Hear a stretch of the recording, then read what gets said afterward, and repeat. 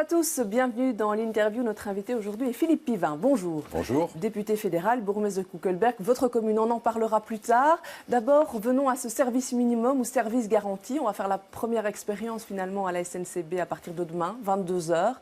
Ça se met en place pas trop facilement. Et puis, on l'a vu dans le journal, il y a des gens qui disent qu'il y a eu des pressions sur eux pour les faire travailler.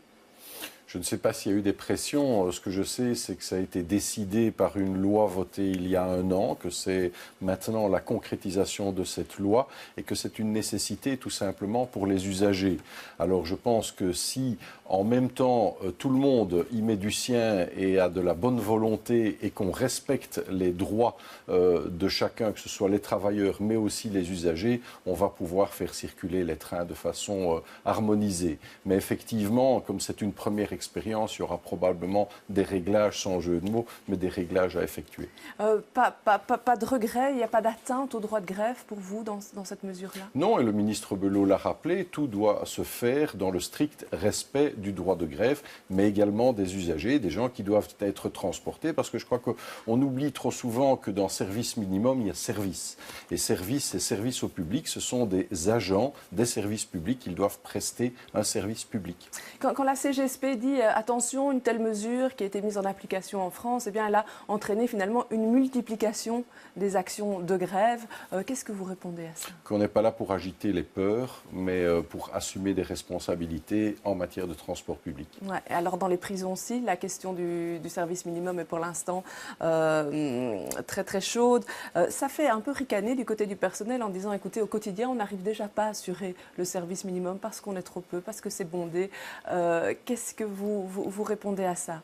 Mais d'abord, les situations ne sont pas identiques puisque dans le cas des gardiens, on a un droit de réquisitionner le personnel. Mais je connais ce personnel, j'ai été avocat, j'ai beaucoup fait du droit pénal, j'ai beaucoup visité des prisons, je l'ai encore refait comme parlementaire et je sais à quel point c'est un métier difficile. C'est un métier pénible pour moi, le métier de gardien de prison. En même temps, il y a un service à assurer et ce service, je pense, ne doit pas être assuré par la police ni par les militaires. Ils ont aussi d'autres tâches à remplir et donc il faut que les gardiens de la paix remplissent la tâche pour laquelle ils ont été recrutés, pour laquelle ils sont à présent réquisitionnés. Mais en même temps, je connais le ministre Gaines, je sais qu'il y a encore une concertation qui se tient demain, je crois, jeudi, et j'espère que des solutions seront dégagées à court terme parce que c'est de toute façon pas une solution, une situation qui peut perdurer. Mais comment on peut expliquer que dans les prisons, ça dure depuis des années et des années, ces grèves à répétition, ça veut dire qu'ils ne sont pas entendus au niveau du fédéral? C'est à voir dans le cadre d'une concertation. Ils ont certainement des aspirations qui sont légitimes, d'autres qui le sont moins, mais je crois que la concertation doit rester la clé et pas la grève. Alors, au vu de cette actualité sociale du moment, je vous posais la question, comment est-ce que vous sentez la qualité des relations entre les syndicats et le gouvernement fédéral? Je vous propose 3 possibilités de réponse. Ce sont des relations A, glaciales, B, explosives, C, inexistantes. Ce sont des choix qui ne sont pas faciles à assurer. Je ne pense pas que ce soit glacial. Je pense qu'il y a eu des améliorations. Explosif, non. Je crois qu'il y a eu une période de climat explosif avec les syndicats. Je crois qu'il y a une méfiance, j'ai envie de dire, réciproque entre les syndicats et le gouvernement, mais chacun est dans son rôle en définitive. Allez, on passe à cet avant-projet de loi qui a été approuvé au fédéral et qui vise à fournir toute une série de nouveaux outils aux bourgmestres pour lutter contre des commerces qui ne sont pas vraiment ce qu'ils déclarent être et qui peuvent servir de paravent à des activités criminelles. Ça permettra notamment de fermer certains lieux. Vous, comme bourgmestre, jusqu'ici, vous vous sentiez parfois démuni dans certains cas?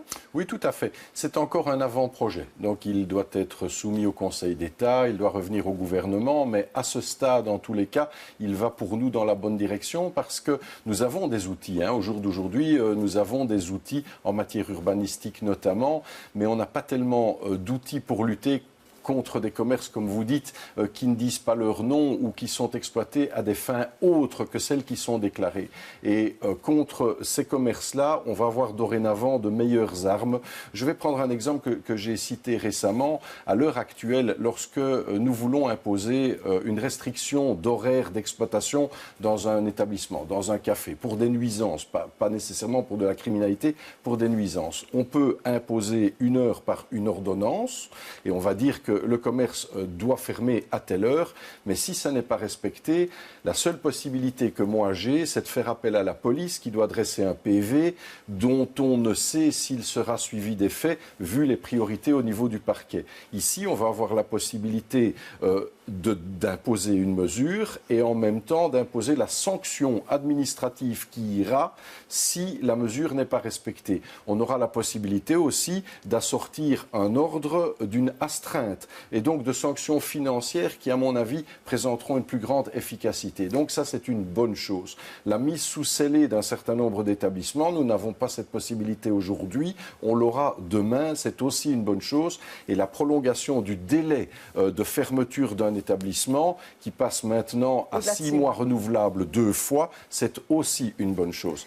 Une des mesures, c'est la possibilité d'imposer un permis d'exploitation, donc de faire une enquête financière et de moralité auprès des responsables du commerce.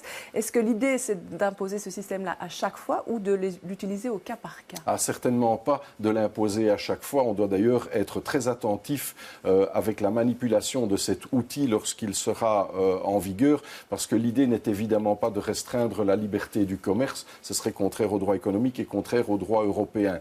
L'idée est en réalité de débusquer, si vous voulez, les commerces qui s'ouvrent à des fins qui sont répréhensibles ou des commerces qui s'ouvrent pour blanchir de l'argent. Et donc, pour ces commerces-là, on va pouvoir imposer des enquêtes de moralité, des enquêtes financières, avant de décider si on les autorise à exploiter, que ce soit par de simples conditions d'exploitation ou par un permis. Le permis visera plutôt une catégorie. Je songe au salon de massage, par exemple, tandis que, pas pour l'ORECA, on ne va jamais imposer de permis d'exploitation dans le secteur de l'ORECA.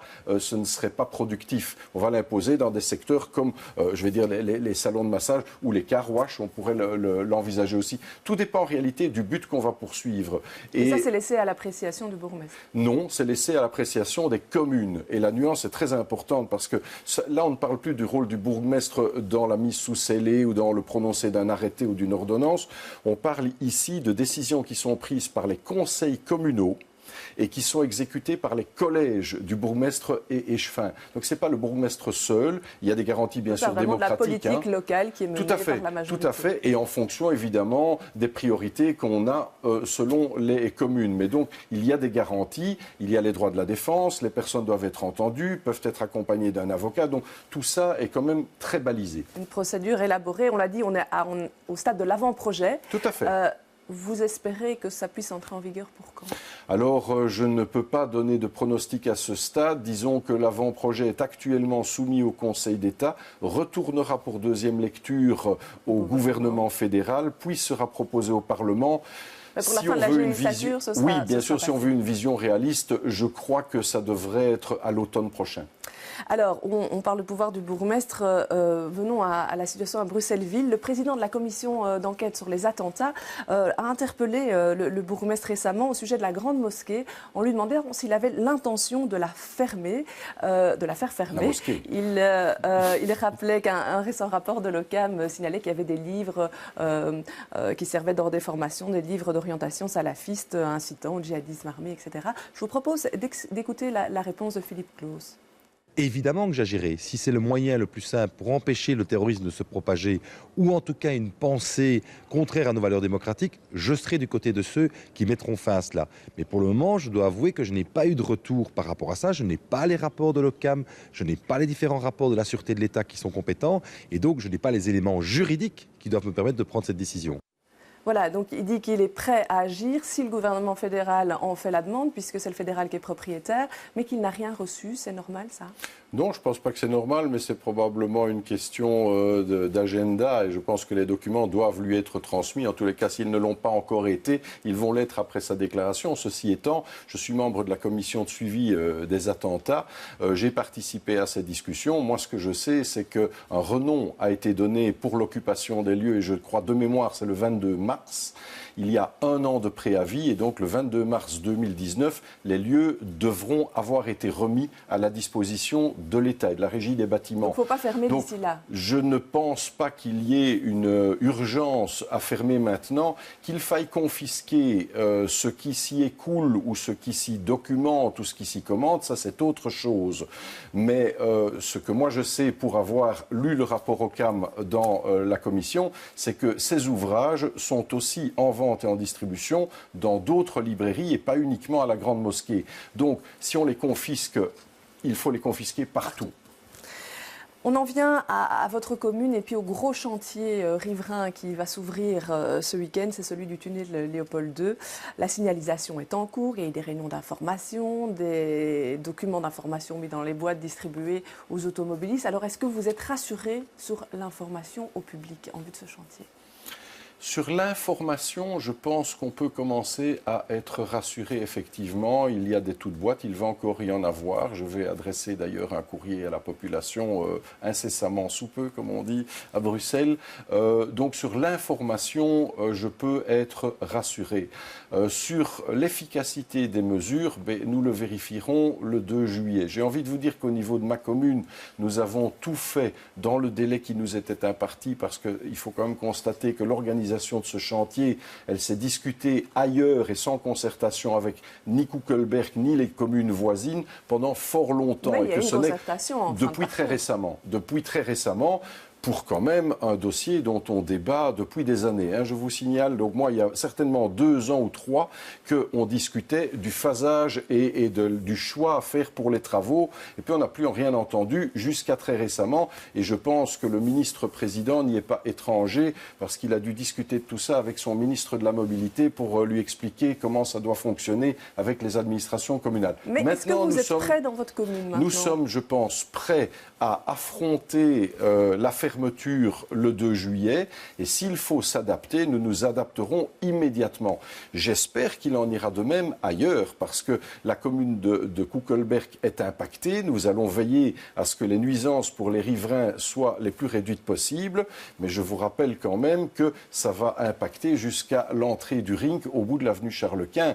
Et donc moi, il y a par exemple un sujet, on en parlait, sur lequel je n'ai pas encore mes apaisements, ce sont les heures de passage des camions poubelles. J'avais demandé aussi bien à Mme Lanane d'ailleurs, pour être certain que le message était entendu, qu'à M. Smet, qu'on songe à changer les horaires de passage des camions poubelles et qu'on ne les voit pas circuler lundi matin ou mardi matin, mais qu'on les fasse plutôt circuler la nuit. On m'a dit que des concertations syndicales, encore une fois, devaient être menées, mais je n'en connais pas l'issue, donc on va le vérifier. Mais ça, j'attends avec une certaine angoisse parce que vous savez qu'il n'y a plus qu'une bande de circulation venant de la sortie du ring vers la basilique. Si sur cette bande de circulation lundi matin se trouvent aussi des camions poubelles, je pense que les usagers vont en vouloir beaucoup à l'organisation du chantier. Oui, donc il y a encore des ajustements qui devront se faire courant de J'espère qu'il y aura le moins d'ajustements possible à faire parce que ça démontrera à ce moment-là que le sujet a bien été réfléchi.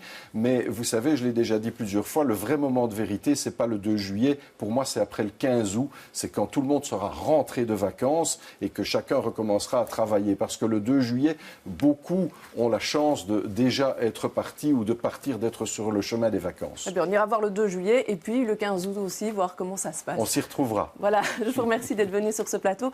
Je vous remercie de nous avoir suivis. Demain, à la même heure, vous retrouverez Jean-Jacques Deleu pour une nouvelle interview. Belle fin de journée à tous. Au revoir.